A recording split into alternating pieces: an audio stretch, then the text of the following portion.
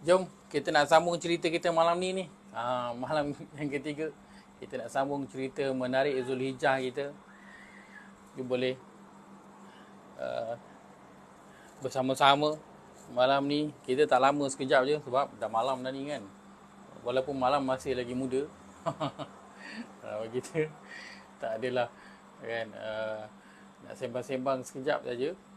Sekejap lagi kita nak lepak-lepak, nak rehat-rehat ni, ambil malam-malam ambil angin kejap kat luar. Tengoklah orang jalan kulu kili kan. Sementara sekejap lagi kita nak tidur sekejap lagi. Ambil angin dulu kejap di luar. Alhamdulillah kat sini malam ni cerah. Ada ke tempat lain yang hujan ke malam? Ni beberapa hari ni macam biasalah, siang kita panas. Tapi ada kawasan yang hujan. So walaupun malam bahang jugalah rasanya kan. Angin pun tak ada. So malam pun masih juga rasa bahang juga. Kat mana semua malam ni? Kat rumah ke, kat luar ke, jalan-jalan ke? Kan? Malam ni kita duduk rumah je lah. Hari-hari weekdays ni banyaknya hari duduk rumah je. Tak ke mana sangat. Baik, jom. Cerita menarik Zulhijjah. Malam ni kita nak sambung cerita kita yang ketiga. Apa cerita malam ni? Baik, kita nak ambil pada ayat yang ke-197 daripada surah Al-Baqarah, iaitu firman Allah, haji adalah bulan-bulan yang diketahui. Maka barang siapa yang nak menunaikan haji, janganlah ia berkata dengan perkataan yang buruk, membuat kesalahan-kesalahan ataupun dosa yang kecil, dan juga jangan bertengkar dalam nak melaksanakan ibadah haji. Dan apa sahaja yang kamu lakukan, Allah mengetahuinya. Dan sediakanlah bekal, sesungguhnya sebaik-baik bekal itu adalah takwa, dan bertakwalah kamu kepada Allah, wahai orang-orang yang mempunyai akal yang sihat. Maka kita nak lihat pada ayat ni, ringkas sahaja. Ayat ni cerita tentang orang yang nak pergi buat haji. Apa yang persediaan perlu dilakukan, preparation apa yang nak buat kan. Sebab kalau kita cerita tentang nak pergi haji, so banyaklah persiapan. Yang paling pertama sekali kalau sebut haji, persiapannya mestilah duit. Nak pergi haji, duit lah, makan belanja yang besar. Kita duk fikir dah beberapa puluh ribu dah nak kena siapkan ni kan. Lain daripada itu, nak kena fikir pasal kesihatan, stamina nak kena ada, sebab nak pergi jalan jauh ni kan. Itu selalunya lah persiapan. Lain daripada itu, fikir belanja nak tinggalkan nanti untuk family dan sebagainya. Tapi dalam Quran Allah sebutkan persiapan yang perlu dilakukan. Itulah apa? Fala rafatha wala fusuqa wala jidala. Jangan berkata perkataan yang buruk, perkataan yang lucah, jangan melakukan dosa-dosa kecil, dan jangan bertengkar.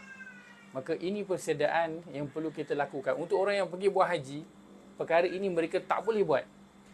Tapi kita nak kena tengok juga kan. Kalau orang tu dah biasa mencarut ke contohnya kan, cakap suka maki hamun ke, suka sound orang ke kan, adakah nanti bila sampai kat Mekah je, dia boleh je terus stop buat semua tu? Rasa boleh tak? Susah lah kan, sebab dah biasa. So bagaimana? Maka persiapannya Allah suruh buat di sini. Waktu kita kat Malaysia, untuk orang yang dia rasa nak pergi buat haji, so apa persiapan awal? Sebab kita kalau lagi buat haji kan, kalau orang muda lah selalunya kan, saya muda lagi, baru 20 tahun.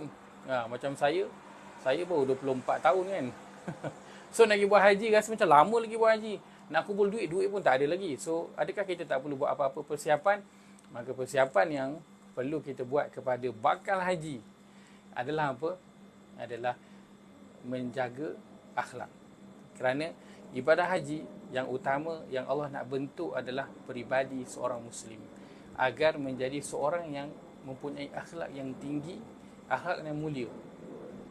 Itu yang Nabi sebutkan Kan innama bu'istu liutammima makarimal akhlak. Sebenarnya tidak lain aku diutus melainkan untuk apa?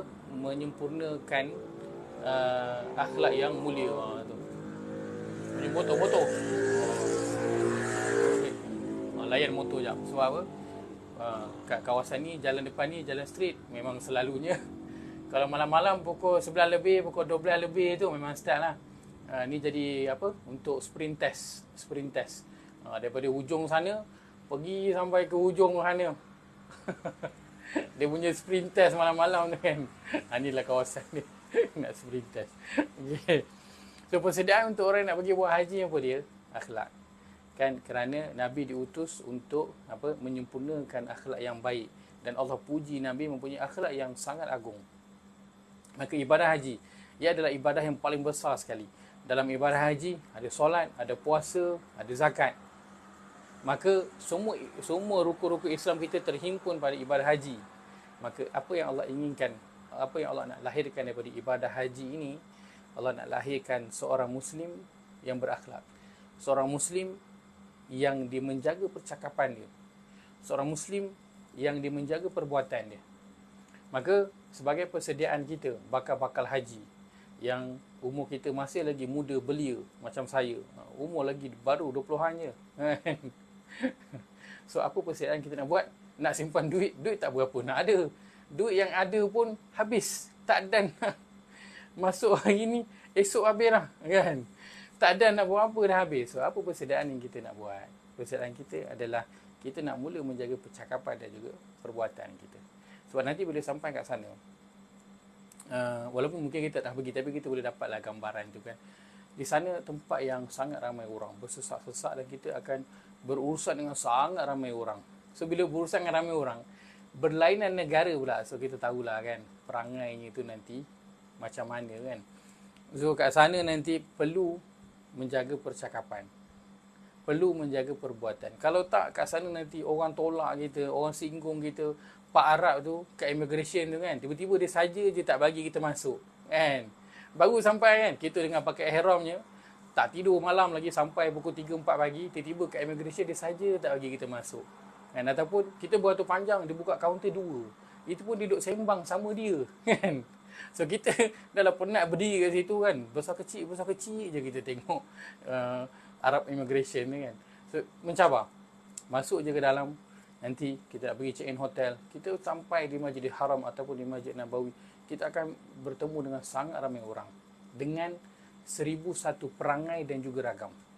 Kita alhamdulillah Malaysia orang yang sopan santun, jalannya sopan santun kan, anak Melayu, senyum terukir, itu liriknya. Orang lain dia mana kisah, dia main jalan, dia jalan je, dia tolak je kita, dia bukan kisah pun apa kan. Maka ketika itu dia mencabar apa dia? Dia mencabar akhlak kita sebagai seorang Muslim.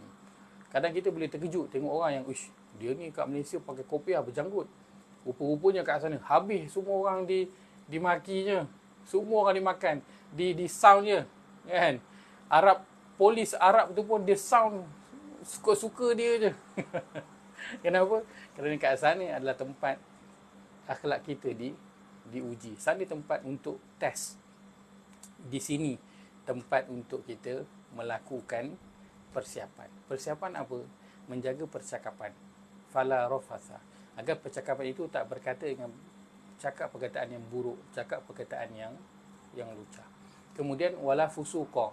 Jangan melakukan dosa-dosa yang kecil, kesalahan-kesalahan kecil. Kerana kadang-kadang kita rasa ringan untuk kesalahan-kesalahan yang kecil ni. Kita memberi perhatian kepada kesalahan yang besar.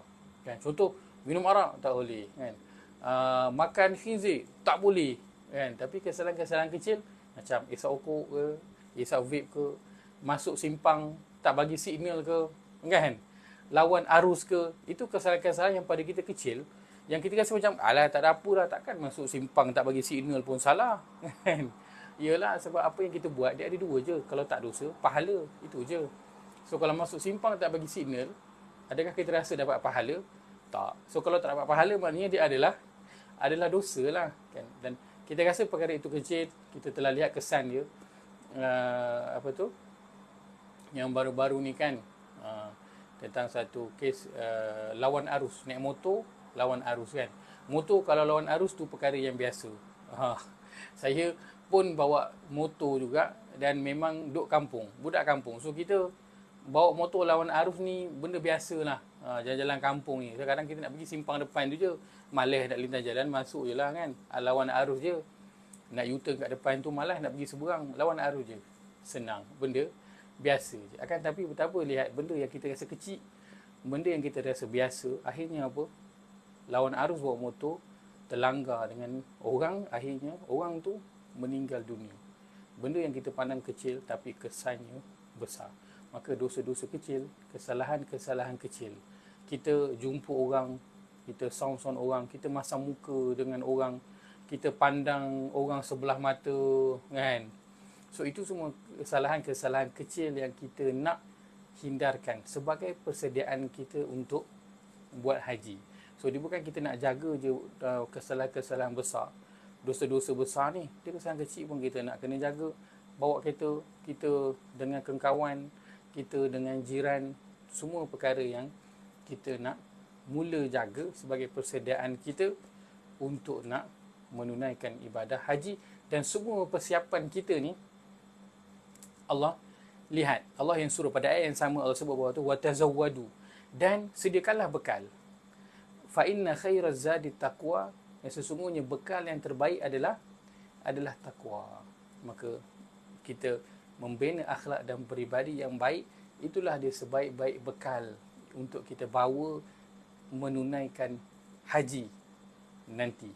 So kita train dulu sekarang ni untuk menjaga percakapan dan juga perbuatan kita, dan kita elakkan jidal, duk bertengkar, bergaduh, duk sound-sound orang, kan? Mudah kita orang nak buat, biarlah dia. Nak buat kau suka dia lah. Dia rasa dia betul, biarlah dia rasa dia betul. Kita jalan je lah hal kita, tak payah kita nak kisah-kisah lah. Buat gaduh pun nanti buat pening kepala je. So itu persediaan kita. Selain daripada persediaan duit dan juga kesihatan yang kita nak lakukan untuk menunaikan ibadah haji. So ini cerita menarik Zulhijjah kita part 3. Apa nak buat sebagai persiapan kita sebelum nak pergi menunaikan haji. Duit nak simpan pun tak berapa nak ada. So kita siapkan dengan akhlak dan juga peribadi kita. Terima kasih semua, sama-sama sharing ringkas kita malam ini. Bertemu lagi malam esok, cerita menarik Zulhijjah 44. Apa cerita lagi esok? Terima kasih semua. Assalamualaikum.